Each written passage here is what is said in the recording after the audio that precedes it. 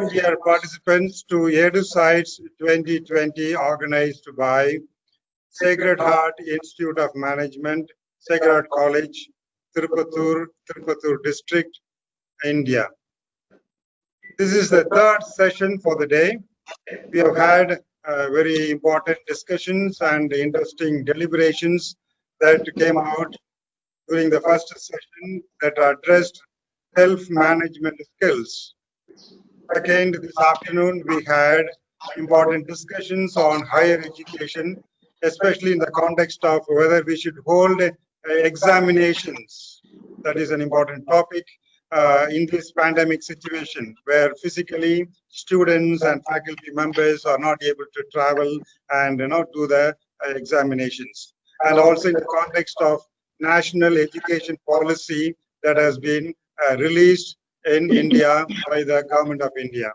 Now we are on the third session, and before Dr. Sasikant introduces the speakers and the organization that will enlighten us on this important topic of social media and disruptive technologies, I just like to thank. I would like to thank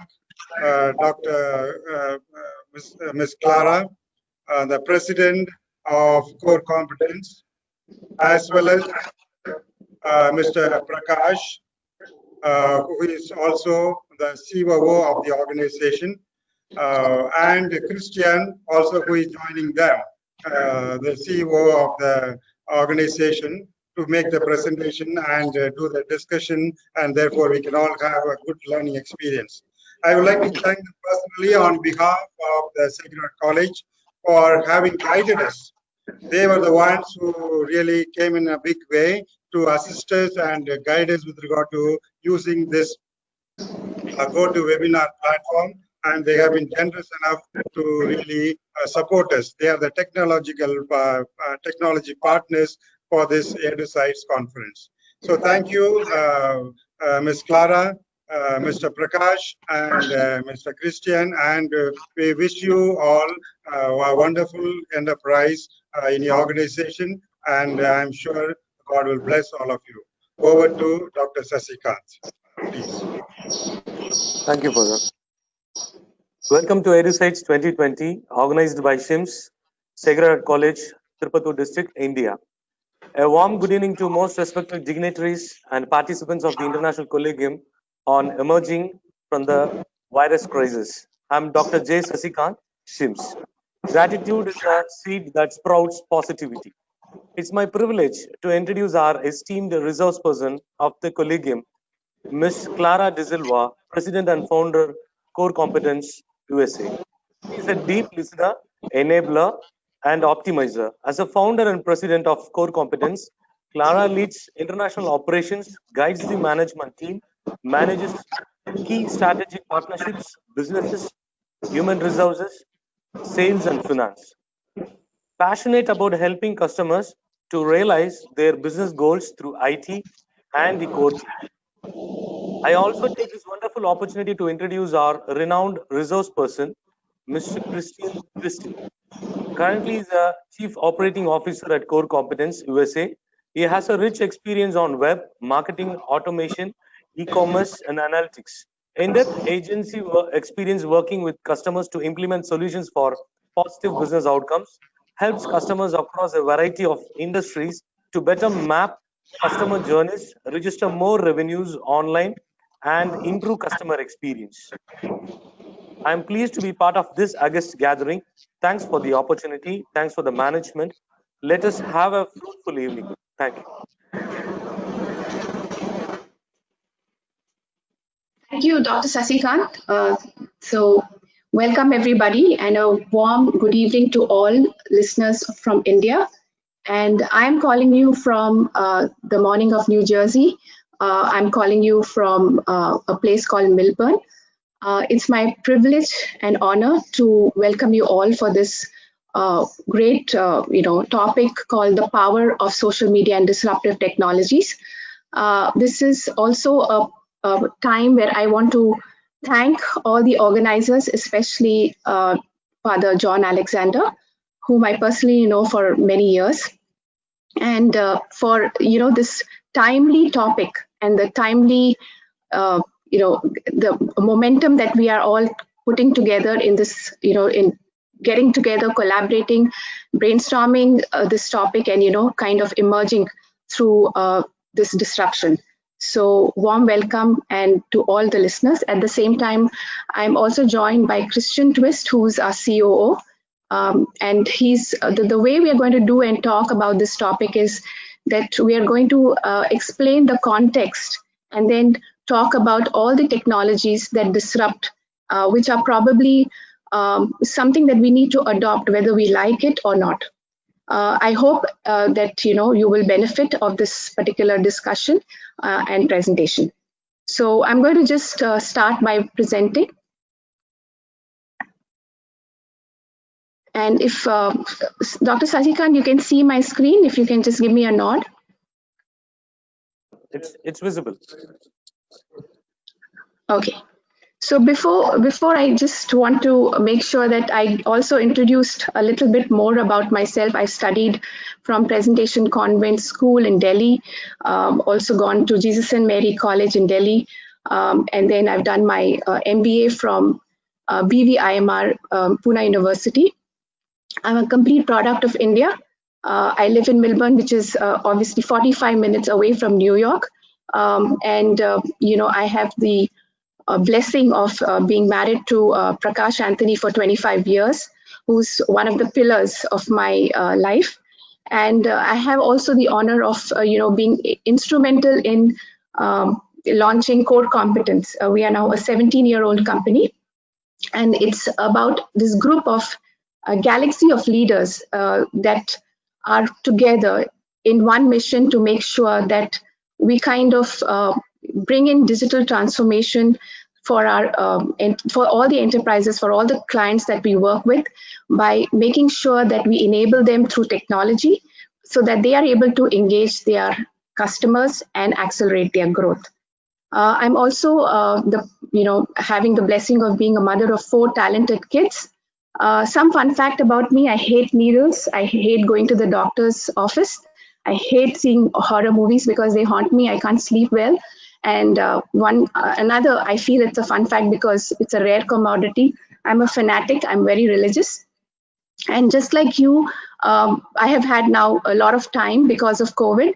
My favorite pastime is that I do gardening. So before we dabble into the topic of social media, I thought it would be fun to just understand, we keep talking about the generation gaps. And so to understand social media, I think we really need to dabble into the fact that what are the generations that are working side by side in 2020. And this is a small pictorial chart that we put together where you can, exactly place yourself. So if you are around 56 to 70 years old, you are basically a boomer, and that's where my parents come in. If you are between 41 to 55, that's me, I'm Generation X. And if you're somewhere, and most probably these are your alumni students, which are Generation Y, they also call millennials. And then if your current students, I think they belong to the Gen Zs. Now, if you look at the way these generations kind of the type that they present themselves, what our parents really, the biggest achievement for them was probably the TV. So they were called the TV generation. And then our generation is probably, we were thriving to get the highest education.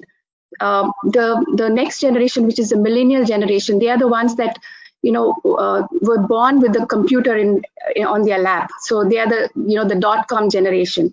And the current generation, which is your student, and they are probably the most digital savvy generations. And I think this is where we need to understand, because if you understand this generation, this college going kids, where they are probably 21, and you'll get them more because they are yet to come.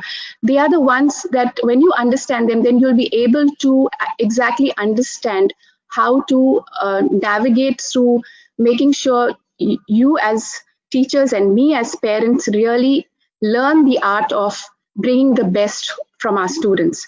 And so very interestingly, the Gen Zs, there's a a distinct difference between the Gen Zs, which is the millennials, and the Gen Zs, is that I've seen it because, as you saw in the previous slide, I have 3 Gen Zs in my home, and I can tell you that they are more tech savvy than me. And if you see that, they can do multiple things at the same time, in the sense that, you can see them navigate through 3 screens or 5 screens at the same time. When I was studying, I was told that you can do one thing. So if you're watching TV, you just watch TV. Or if you're studying, you just study. But I'm seeing my kids navigate through 4 or 5 things, like they are listening to music, they are looking at their laptop, and they are studying. So I think this is like a inherent quality for the Gen Zs that which is hard to fathom, but because of the fact that their environment is such, they are more digital. And another characteristics of Gen Zs is that they really communicate with images. So if you see the way we used to communicate and how we prefer to communicate, like our fathers, they used to write letters. For example, for us, we believe in, calling people. We normally tell that, don't write anything. I mean, if you want to make it more personal, call us. Whereas the Gen Ys or the millennials, they more believe in text and emails. And today, if the Gen Zs, they believe in images. So that's why you find them in all kinds of social media.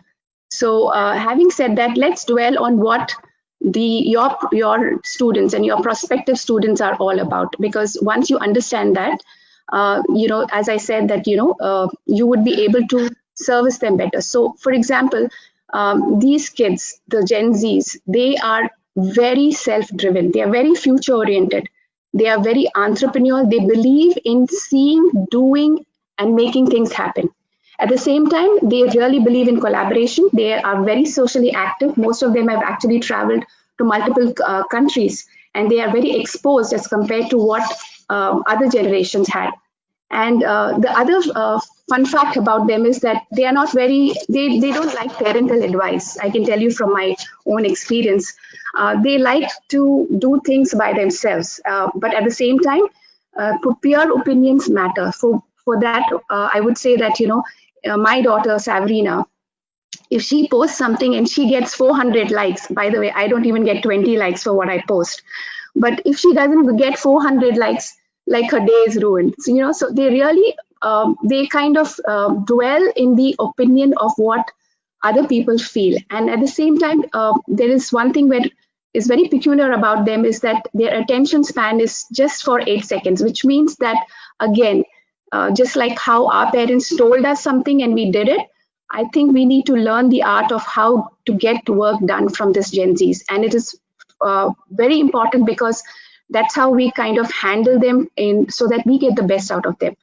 And the other important thing is that if you see, they never seem to tire in advocating to make the world a better place. I think there is generosity in this gene. I would say that, for example, the Black Lives Matters in US, even though we were all in kind of stay-at-home mode, some of them were in lockdown, but you see the kind of momentum this picked up because of the fact that, they were able to voice their opinion, and they took this important topic that relates to everybody's life out in public. And, so I think this particular generation, I think, who has seen COVID, will never let COVID happen again. Because for them, their focus would be to make this place a better place.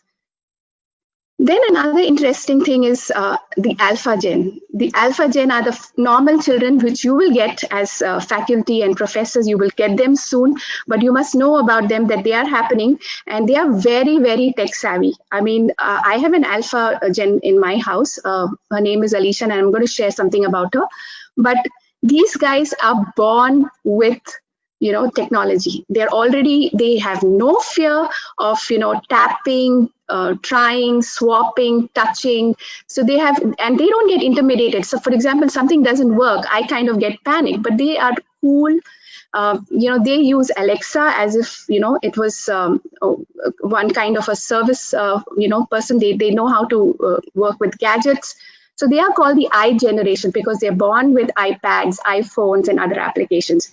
And I think this generation is the one where a lot of future technologies are going to actually shape up, in not just shape up, but they're going to be implemented. Probably, if I live to see the alpha generation, probably I will have a robot nurse taking care of me.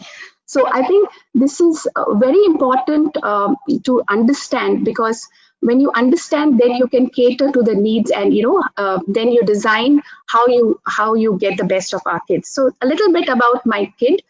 This is Alicia. Alicia is 9 years old, and because of COVID, she's seeing both her parents, because we are both in our business. Very busy, and now she knows that the only way to attract our attention is through emails. So if you see her, she's sending me emails for notebooks she wants to buy, or she wants me to comb her hair, she'll say 2 plats. So you see the kind of communication. She's very much there on Google Hangout. She knows how to change the screen. I was amazed by the kind of variety they have.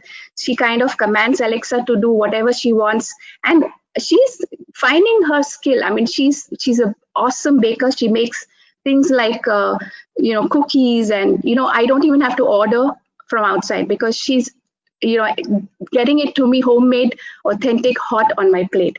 And this is something very peculiar I wanted to share with you. This is a screenshot of a grocery shopping list, and this happened during June, where she's forcing me, and she's made sure that I don't even to look at when I'm shopping, I have to get my computer, my mobile out, and then with my gloves, I cannot, swap the screen. So here she is giving me an option that it's my screensaver, that when I just remove my phone, it kind of gives me the list of things I have to buy so that nothing is missed. So this is how the Alpha Gen is working today. Just wanted to share something. So having said that,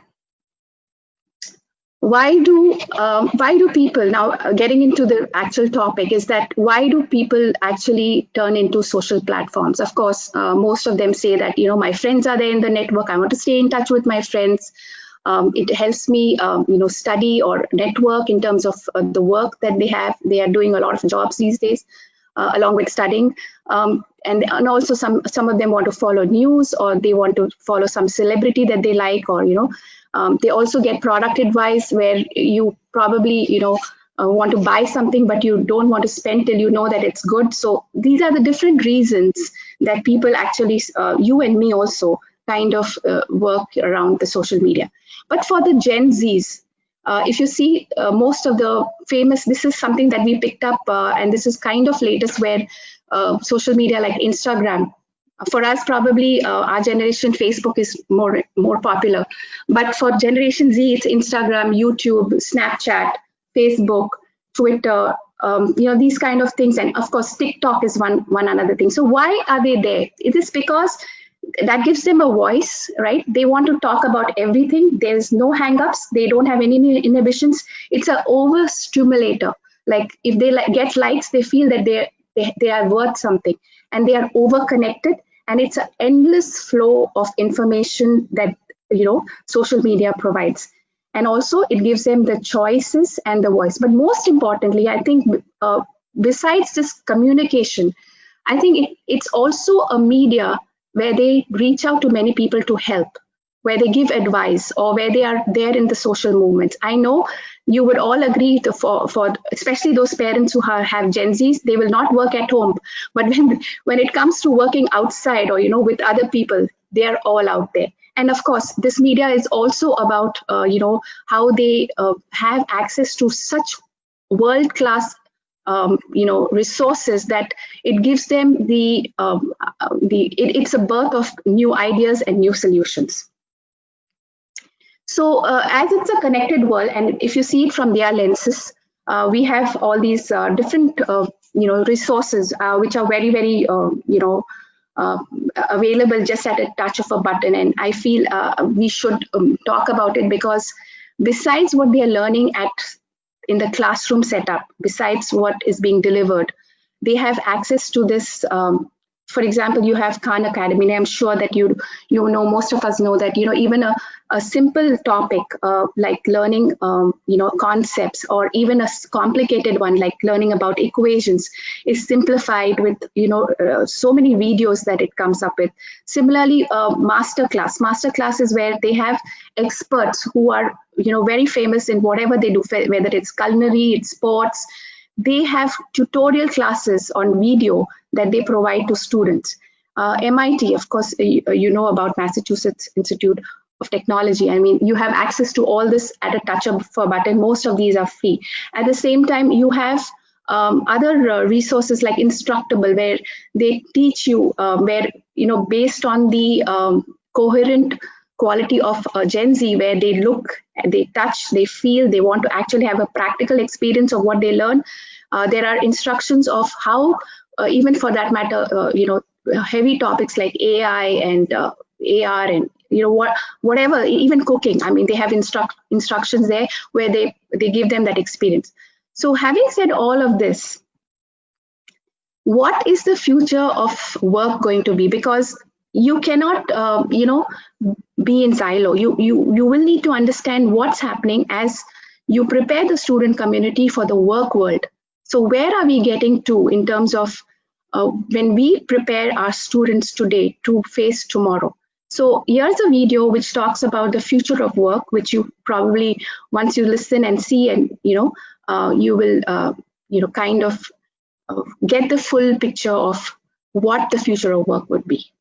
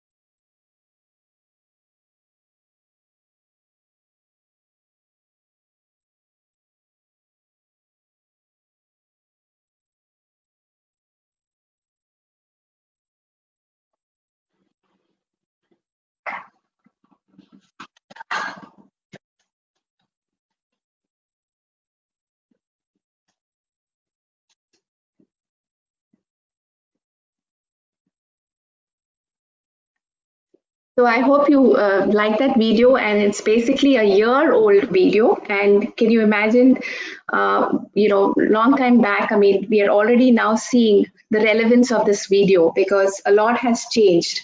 And just with what has happened is change has happened and is probably now accelerated. Just a minute, I'm just trying to move my, sorry. Yeah, so just to kind of dabble into that video that we saw that, there was a drone that was probably delivering some package, as you saw. There was a machine that was making burgers, and there was another machine that was making, through 3D printing, kind of a, structure together in a couple of, minutes. I think what's happening is, and also you saw self-driving cars and vehicles, and then you had something called telesurgeon, right? Someone was operating. So what's going to happen is probably this whole technology, which is is only going to mature, and it's only going to become more and more useful in terms of, like, for example, I would think that if there is a natural calamity, and if you have something where you can fix up a 3D printing house for folks, for people who are hit by the disaster, I mean, that's what it's going to do.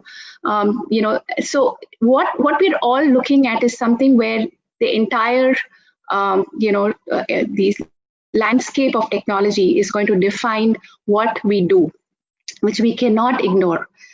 So with Corona, what has happened? Of course, Corona has had a lot of mixed feelings where, we see that it's had its toll of, taking precious lives away. But at the same time, it's kind of given us an advantage through this adversity to rethink and to pivot on what we normally used to do. So if you and me today, we used to do certain things which were more physical, like coming to office, but now we are working from home. And what's really going to happen is that if you look through all the changes that we are going through together, there are, even after COVID, there are some things that will remain permanently. So for example, working remotely. So, most of us know about Google Hangout. Now there are different companies that Zoom, I believe, is now, the valuation of Zoom is increased even more than all the airlines put together. So you see how technology has completely disrupted even a different industry. We are making, and then there are different companies like, Salesforce and Microsoft and things like, they have all made sure that they are making business to business, business to consumer go online. Obviously, buying more online, I think we used to do that, but it's just accelerated a little more.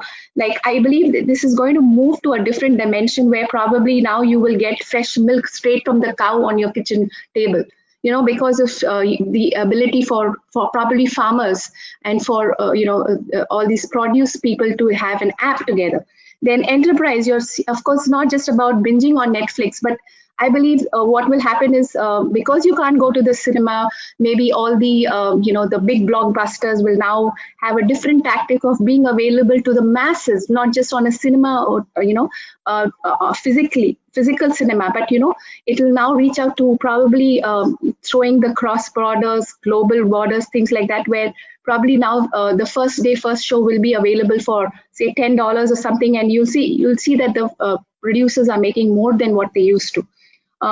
Food ordering, of course, we started eating more food for people who don't have cooks like Alicia in the house. We don't order that much, but then of course a lot of change where you see telemedics, and we see a lot of stuff where you don't have to go to the doctor because there are technology that where you can take help, where you can need not go to the clinic or the doctor, but you have at a touch of a button that access. So what probably would also happen, this is very interesting, where there are companies like Peloton where they are giving advice because they sell the fitness instruments and all that, like, so they are the ones who are promoting and all these staying fit online classes and things like that. And so even if you are probably having your coach or your personal trainer or somebody, you can probably tell them, and now he's not restricted to you, but a broader audience. He may not get that much of money because of course the online has, but he will be able to scale his business. So there's a lot of changes that we are seeing. And with this, what I want to leave here is that what we are going to do is we are going to see more change. Okay, and this reminds me that keeping in mind this education, because education is changing, because the world is changing, and so we have to change. Change is inevitable. And this reminds me of this one particular story about Albert Einstein, which where the Albert Einstein was once giving an exam paper to his graduating class, and it turned out that it was the same question as last year. So his teaching assistant was very scared to ask because he didn't want to embarrass Albert Einstein, saying that, "Professor, you're giving the same paper as last year." But what Albert Einstein says that so this is what happens. He says, "I'm not sure if you realize it, but this is the same test you gave out last year. In fact, it's identical." So Einstein paused to think for a moment and then said, "Yes, it is the same test, but the answers have changed." So to this point, I just want to say, if the answers in physics can change without change in what we see through digital transformation, with the change that our kids have in terms of the ecosystem that they are growing, the environment that they are exposed to, I think we have to be cognizant of the fact that what we are doing as parents, as faculty, as teachers, as professors, that we will need to change. And with that, for the disruptive technology, I hand it over to Christian Twist. Thank you, Clara. I appreciate it. Thank you. And thank you, everyone for joining. Just a quick few facts about me. I am a New Yorker born and bred, although I live in New Jersey now, in Califon. I've been with Core Competence for close to 4 years. I have no children myself, but I am married to a mother of 4 talented children. You can see her in the pictures there. A few fun facts. Clara hates horror movies. I make them on the side as an independent filmmaker. You can see a screenshot of the DVD cover for our latest movie coming out September 1st. My wife and I are in that, and we play a married couple. I also like to write a bit, and I'm a car junkie. I love automobiles. As we'll find out towards the end of the presentation, those kind of creative skills are one of the most important things you can teach your children and your students today.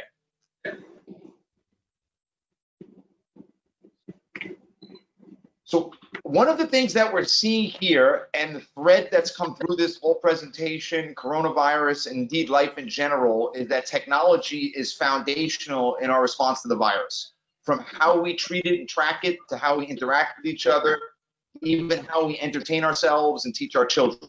It shouldn't be very surprising when technology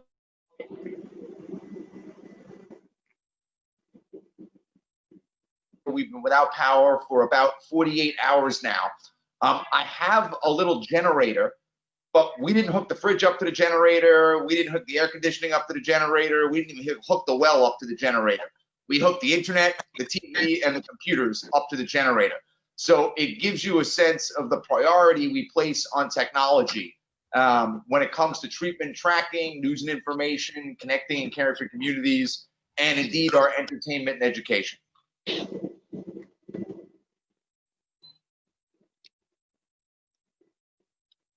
What's very interesting today is that we are quite literally living in between 2 technology eras right now. You can kind of consider it today and tomorrow all in one. Colloquially, you can call the mature technologies that we take for granted today part of the iPhone era. These are the tools that have already become the fabric of our lives: social media, streaming services, being connected on our phones, our laptops, our computers, having each of these devices talk to one another. They're the kind of things that we almost can't imagine living without at this point. But at the same time, we're at the very dawn of a new era of robotics, autonomy, and truly immersive virtual experiences. These are technologies that we use today a little bit. On the corporate side, there are some companies that have invested more than others, but for personal use, I'm sure everyone has used the Amazon Alexa or a Google Home. I know I just got a new barbecue grill where I can control the temperature from an app. So even barbecue grills are connected to the internet these days. Some people have Teslas with the self-driving capabilities, or perhaps you've taken a virtual tour with your students and allowed them to explore the pyramids without ever having gone there.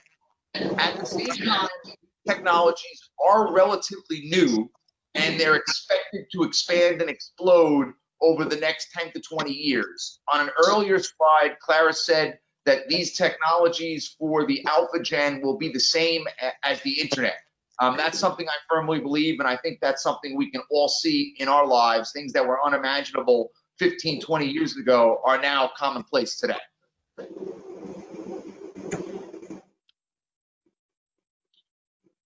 The core technology like AI and Internet of Things are really just the beginning of this. There's going to be an explosion in a wide variety of spaces, from renewable energy to medical innovations like Clara mentioned, the telesurgery.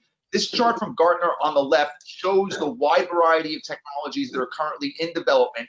Some of them, like 5G, are already being rolled out. Others, like the drones, are in the pilot or testing phases. And some are a little more than dreams right now of what the future may look like. But is there any doubt that there are also going to be things that aren't on this chart that come out of nowhere that none of us could have foreseen? Think about autonomous cars for a moment. Gartner on this chart right there has fully autonomous vehicles in 10 years. But 10 years ago, we had no autonomous vehicles at all. So is it possible Gartner is wrong? I know people like Elon Musk and Tesla certainly think so. And for all of us that follow this closely, it's going to be very exciting to find out whether it's space colonization or advanced virtual reality that we hit first.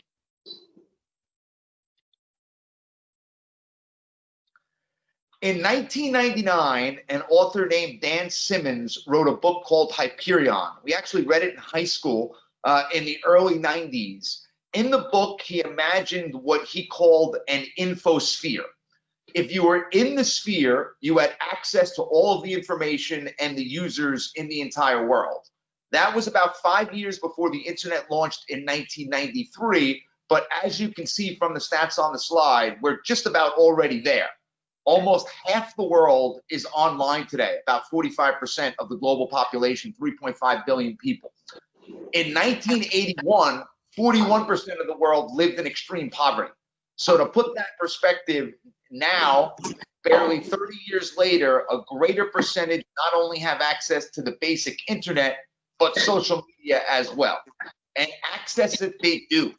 3 hours and 500 million stories posted every day. And then take a look at how the usage is spiking. Over 3 times as many stories in just 3 years. And there's no reason to expect this explosion to slow down anytime soon.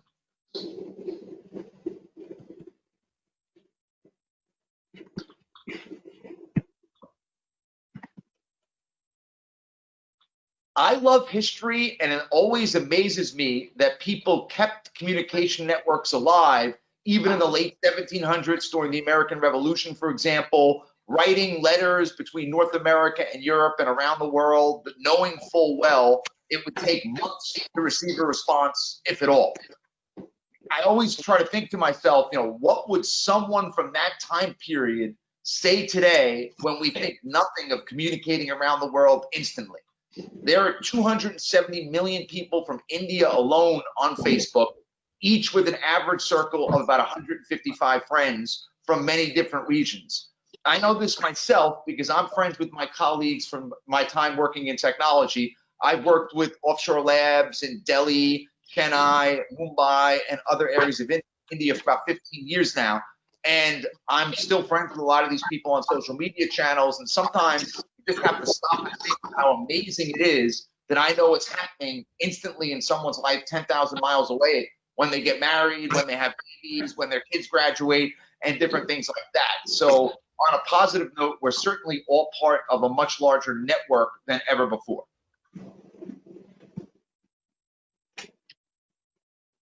Information definitely spreads fast these days, faster than the virus, and perhaps even more amazingly, each individual person is their own publishing company. They're empowered to post their content, share their stories, express their opinion. It used to be that only guys like Walter Cronkite and some of the big headline anchors got the ability to shape the news, but we are all our own broadcasting network today, and broadcast certainly do. In 1 hour, there are over 19 million status updates and 3 million links shared, 60 million friend requests, 90 million messages, and 14.5 million photos. Just stop and think about that for a moment, because the numbers are absolutely staggering. The scale, the speed of it, the millions upon millions of simultaneous connections. For those of us in Gen X who grew up on Atari, this almost seems unimaginable, and yet just about all of us do it every day. Even the baby boomers, about 50% of them are on social media. I know my mom can barely work a computer, but she can post photos of the grandkids to Facebook quickly and easily, and she does it almost every day.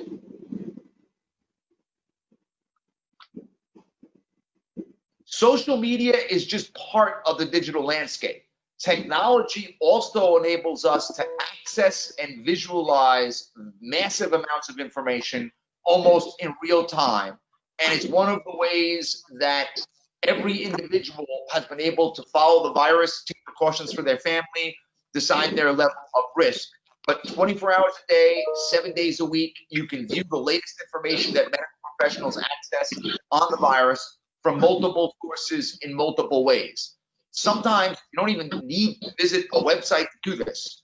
On the left side of the screen, you'll see the dashboard from Johns Hopkins that has become quite famous. But on the right side of the screen, that's what shows up directly in Google search results. So without even visiting a web page, you can learn about coronavirus in your region with maps, filters, charts, graphs, and be able to dig much deeper.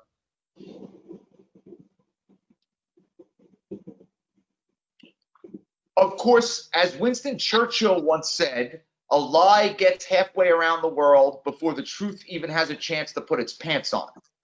Have you heard of any of these myths about the virus? Or perhaps you've heard of some others. These are just related to the virus. There are fake memes, fake quotes, fake stories about just about everything and anything percolating online. Sometimes it's just an honest mistake, but other times there are intentionally bad actors out there, including governments that use bots and farms to spread false information for geopolitical gain. As my wife likes to say, every time she sees one of these fake memes online, Google it before you post it. Check it out. It takes about 2 seconds to determine whether something is true or not. I'm fond of saying it another way. If it seems too good to be true, it probably is. So the next time a meme lands in your feed that perfectly supports your political or some other stance, check it out first before you spread that fake information. Social media is one way to spread information and interact, but since the start of the pandemic, people are increasingly turning to virtual meetings, whether they be on Zoom, Skype, Facebook, or other platforms. Zoom itself has kind of become a household word during the pandemic, and over 60 million people downloaded video software during 1 week in March. About 30 times as many people are using Zoom today compared to just late last year. Businesses have relied on this kind of technology for a long time now, but we see ordinary people and their families participating in happy hours, wine tastings. Even my almost 90-year-old mother-in-law has joined some sessions with the family. So using a unique combination of video streaming and screen sharing, we're now able to get together even when we have to remain apart. Here's an example of the core competence team in action. We've gone fully virtual since mid-March. At the very start of the pandemic, we realized it was likely our office in Chennai was going to be closed, and we rapidly transitioned everyone to work from home. We use Microsoft Teams for corporate functions like leadership meetings, status meetings, and business-related things like that. But we've also tried to use it under Clara's guidance quite successfully as a networking tool for more social events, a Father's Day celebration, casual get-togethers, sharing our stories about the pandemic, and using it to build teamwork, even though we're all now working in remote locations. Sometimes a simple share goes viral, and all of a sudden the average person becomes the center of attention. David Latt, who you can see over on the left there with the oxygen is a hell of a drug label, he posted about his recovery from the virus and ended up interacting with world-famous celebrities. A few others like Newport and Amy received national attention for treating the virus or suffering for it. So Andy Warhol used to say everyone has their 15 minutes of fame. This adage still holds true, but it has migrated into the online space.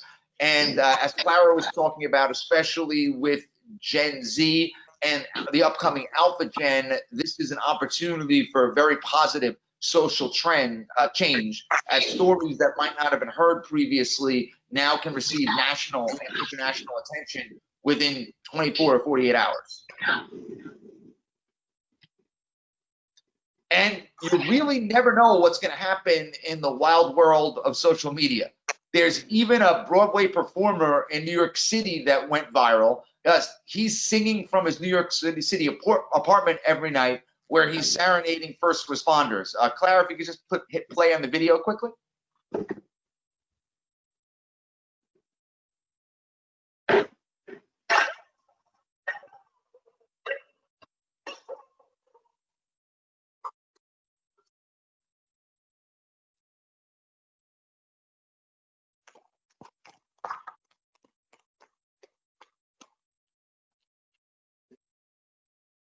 So you can see all the people filming this gentleman. I don't know if the audio is coming through good for you. And there he is, coming out of his apartment window.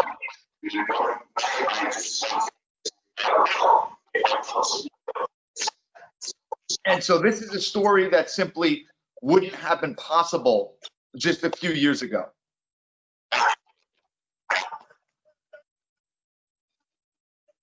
There he is.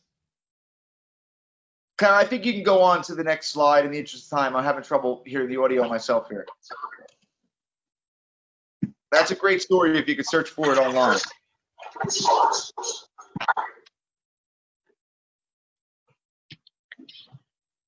Of course, we know, especially at Edusight's forum, that it's not just businesses and families that have been affected. The education sector was also upended, quite literally overnight. In just 2 weeks, over 1 billion children transitioned to distance learning with almost no preparation, no experience, no training, no even preferred software. In a lot of cases, they literally had to make this up as they went along and had to do it across almost 20 countries. Now, I do know that there's been some complaints from parents, my sister, for example, that the online learning has not worked, but there are also quite a few studies out there that indicate that at least for some children, they're both retaining more information. I saw one study that said 25 to 60% more, and then there were other studies that indicated children were learning up to twice as fast online. So while it's certainly been disruptive, at least we have this technology and can do something like this, which we would not have been able to do 15 or 20 years ago. B, if we can tweak the formula right and the offerings right, perhaps we can even make it better for the students. And one of the ways we can do that is because distance learning does offer new opportunities. If your students are online, there's the potential to make them part of a much more interactive experience where they can really immerse themselves in the coursework. I mentioned potentially having them explore the pyramids without going there. I know, for example, there's a walkthrough of Anne Frank's house with a narration that's available in VR. AR and VR, augmented reality and virtual reality, These are experiences that add to the real world or allow students to enter a new one. The overall goal is quite simple: engage your students much better by enabling them to absorb, blend, and create. On the slide earlier, Clara shared a couple of companies that offer this software to use it for your own students. Technology also has a fun side. Of course, streaming services are all the rage with fierce competition from major players. This picture here captures only a few of them. There are many others like Quibi and Shudder that maybe you've never heard of. There are so many contenders right now. Quite frankly, it seems like a new one is released every month. It reminds me a little bit of the old .com days where internet startups were sprouting like spring flowers, to use Clara's gardening metaphor from earlier. The real question is, who is going to emerge victorious from these battles and become the Google or the Amazon of streaming? Right now, Netflix is certainly king. It's one of the few companies that has been growing consistently during the pandemic. Almost 50% of US households, about 60 million out of 128 million, are on Netflix. Almost 90% of people that use streaming have Netflix. And its usage was up by more than a third earlier in the pandemic. And those trends have not slowed down at all. If anything, they've only accelerated. If you saw Netflix's earnings report earlier this quarter, you'll certainly see that they've benefited from theaters being closed. And I think that prompts the question that Clara also raised earlier: is this the end of movie theaters as we know it? Personally, it's too soon to tell. People do like going out and do like the big screen experience, but they're closed. And as you can see, Netflix is certainly open for business and doing quite well. Of course, technology also has a very serious side and has become a valuable tool in the fight against the coronavirus. Almost all of the emerging technologies that we talked about earlier are being used quite effectively behind the scenes to battle the virus. The global emergencies are obviously always difficult, challenging, and heartbreaking at times, but they're also an opportunity to rapidly improve our capabilities and experiment with new technique. In this case, we're using a lot of new technology across the board in a lot of new ways, especially in the case of coronavirus, where you've got so many different dimensions to it. We're using big data and artificial intelligence. They're on the front lines finding a cure, analyzing the DNA and identifying therapies. Autonomous technologies, chatbots, virtual office visits, virtual physicians, they're providing frontline care for healthcare workers that are overloaded, don't have the time to treat each patient in person. 3D printers are busy making devices, ventilators, PPE, swabs, and other things that we need faster than has ever been done in history before. The Internet of Things and our apps are tracking and tracing the outbreaks and consolidating this information. And then all of the data is being shared in close to real time around the world for even bigger advances.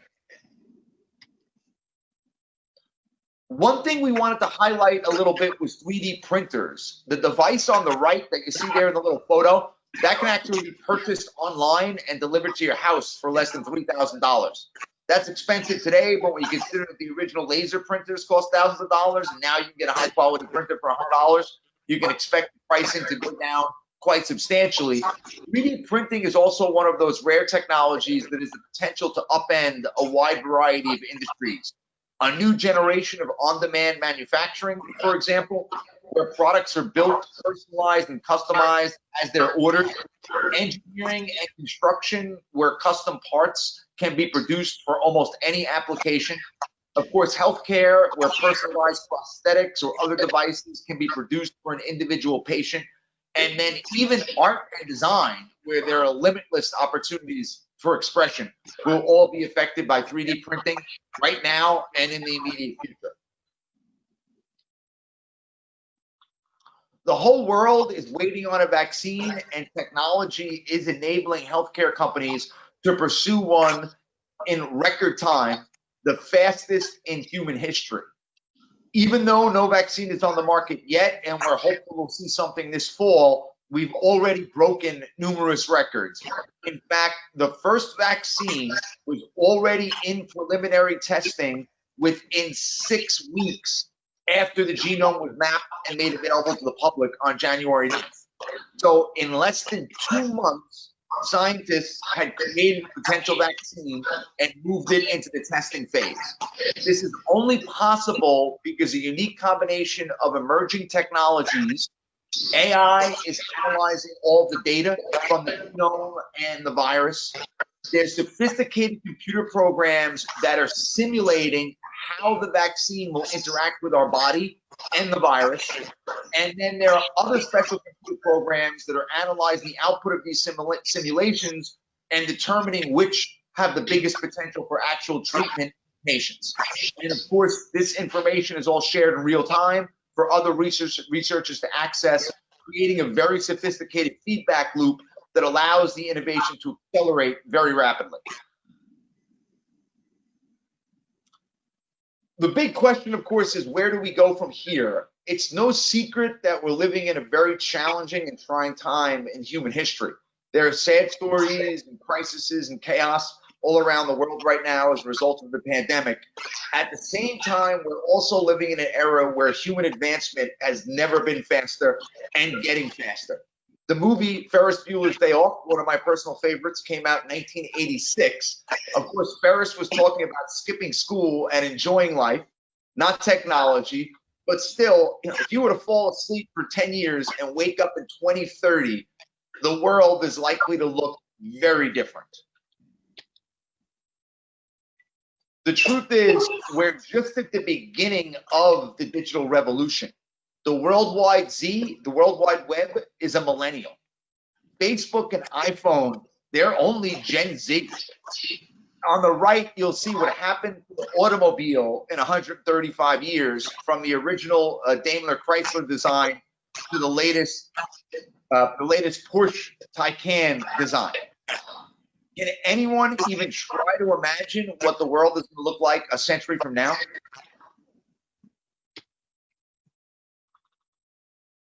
Perhaps we can learn a little bit from the past. Who will survive the next 30 years? These were all big global brands, famous around the world. I'm sure many of us use them and relied on them every day, or Eastern Airlines for our location, Pan Am. None of them exist anymore. On a quick side note, my first PC was a Gateway 2000. It was a great product. I bought one after a lot of research. I would have certainly bought another one at some point, but it doesn't even exist anymore, like a lot of these others. Now, new brands rule the day, but the question is, how long will these companies exist in a very rapidly changing world? If you remember, Apple itself was almost bankrupt in the late 1990s, around the time Amazon was getting its foothold. It's now one of the most dominant companies in the world. It's almost like, anything can happen and anything is possible. And to a large extent, that can be frightening and intimidating because the future is so wide open. But at the same time, it's very exciting because we're going to be looking and watching at a lot of change and a lot of companies we've never heard of becoming the next Amazon, Apple, and Google.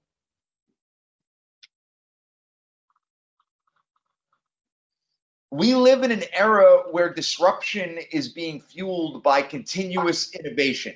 Computer processing power doubles every 2 years, a theory that's called Moore's Law that has held true since the 1970s.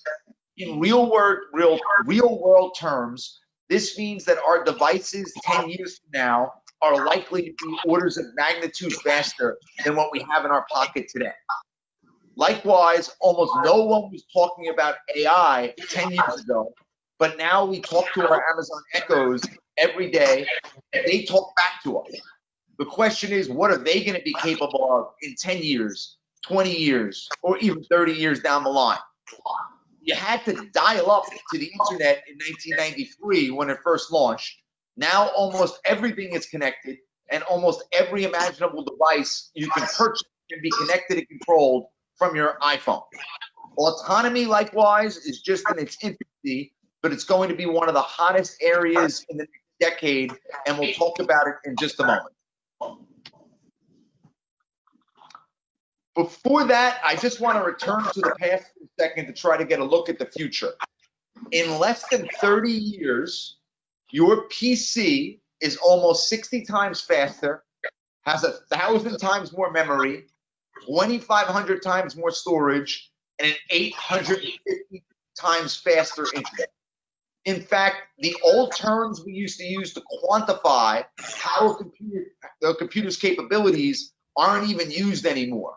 We've gone from mega to giga, and in some cases, terabytes and petabytes. I read something the other day that I think really puts this level of advancement in perspective. The average ordinary car today has more computing power than the space shuttle.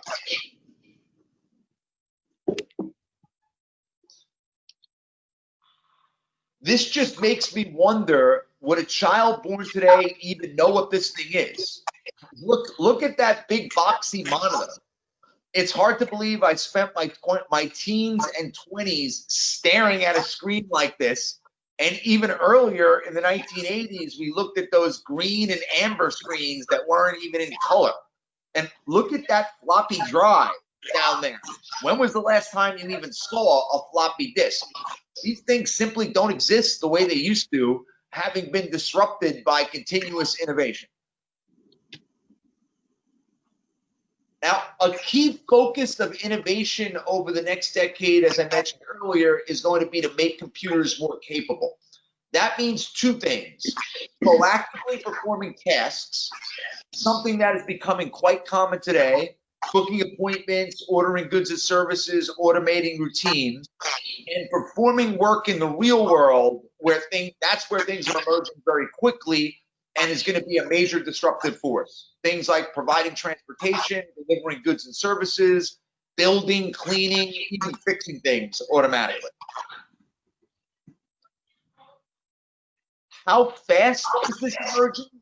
According to the WEF, 1 billion jobs are going to be replaced by autonomous technologies and robotics in just the next 10 years. Think about that for a moment. 100 million jobs per year. And this is after we've already replaced somewhere between 1/3 and 1/2 of all repetitive tasks with automation. I think this means the future is very bright for the consumer. They're going to get things better, faster, and more personalized than ever. But the role of the worker is changing so fast, it's really difficult for educators to keep up. And we'll circle back on that in a moment. First, we just want to continue our thought experiment and glimpse the future a little bit.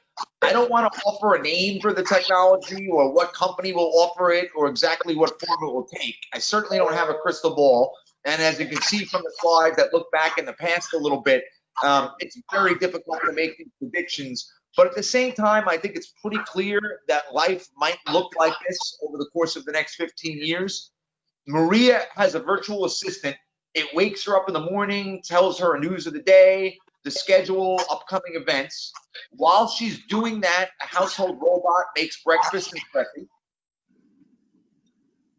The refrigerator notices Maria is low on milk and automatically places an order without her even knowing. When she's ready for her meeting, an autonomous car picks her up and brings her right there. During the ride, she catches up on work and her family while the car drives itself. She arrives at the meeting, and instead of going through security manually, her virtual assistant checks her in.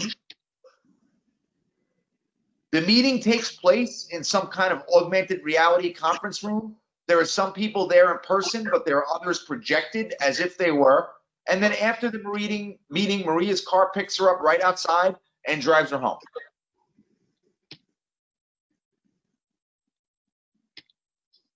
We couldn't even fit the entire story on one slide because there's so many different things going on. While Maria is at the meeting, her virtual assistant responds to messages on her behalf. So basic questions that business people are asking her or families asking her, or booking appointments, managing her calendar, all without Maria knowing. And then if Maria is using a health app, this app can identify an irregularity in her heartbeat, a change in her blood sugar, something like that, and schedule a virtual appointment with her doctor. And then I know a lot of parents out here will love this. When she arrives home, the milk is already there, the house is clean, the laundry is done, and dinner is ready.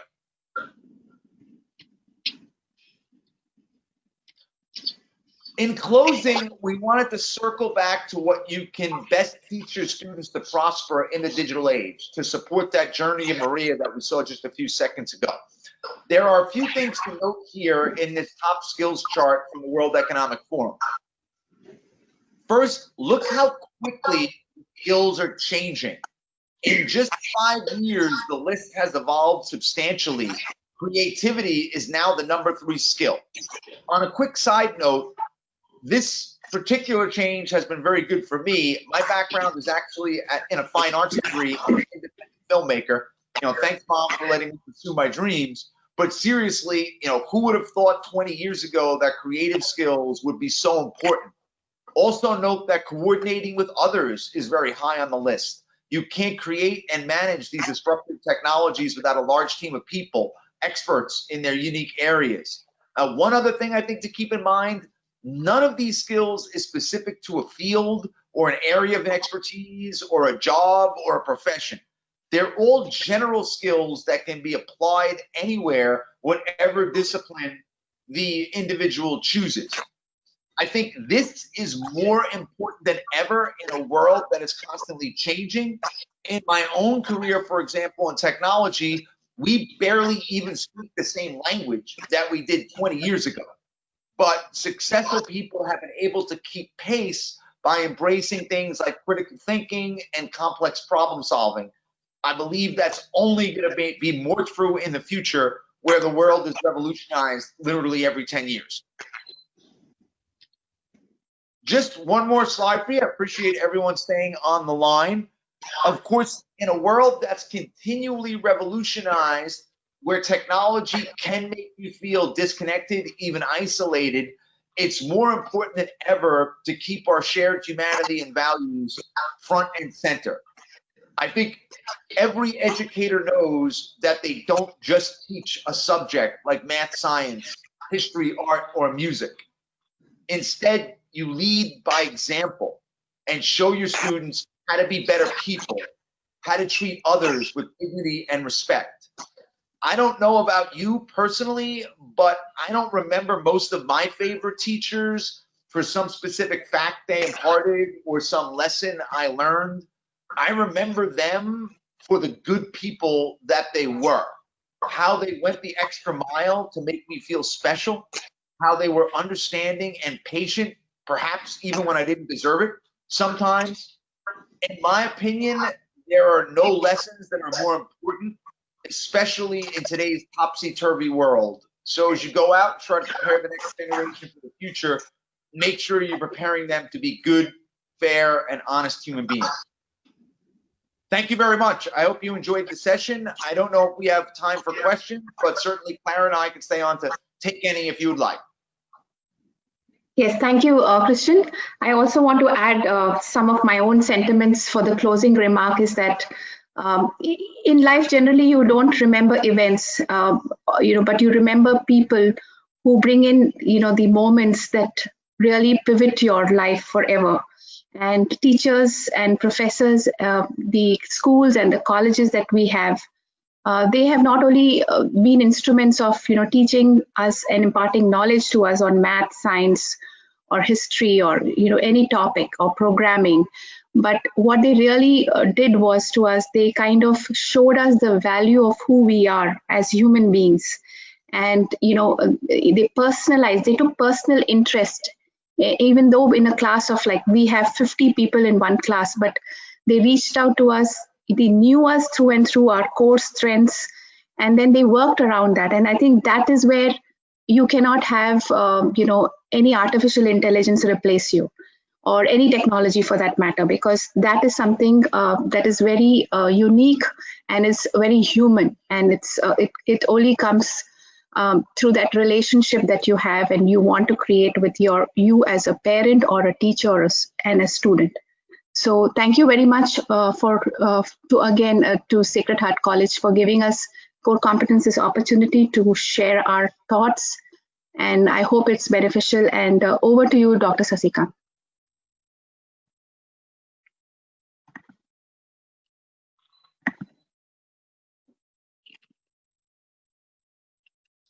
Thank you, ma'am.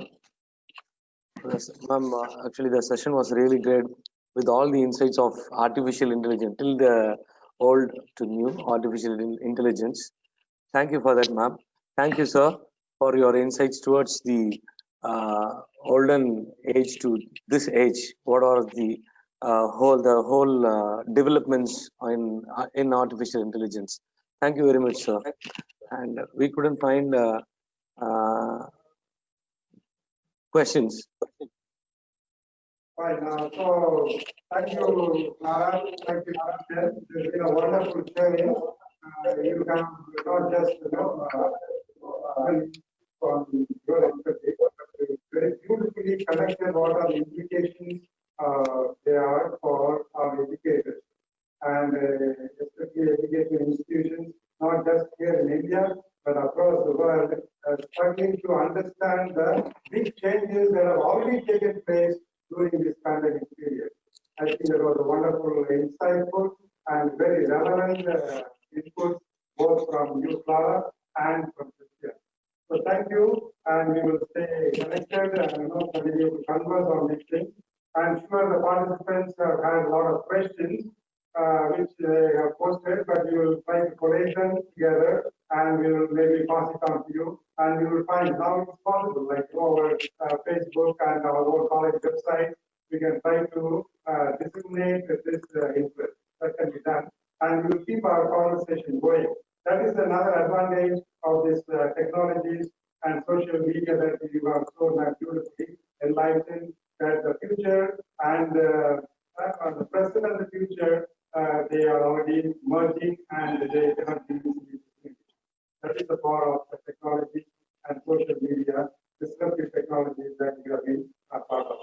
So it has been a very, very enlightening session, and you have made it also personal by giving examples of your own children and students and your family and your work.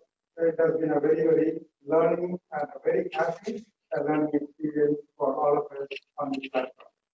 Thanks once again to the core competence organization who have been our technology partners in this endeavor. Thank you, and God bless you. Thank you very much. Thank you very much. Thank you, ma'am. Great afternoon. Enjoy the rest of the conference. Thank you. Bye-bye.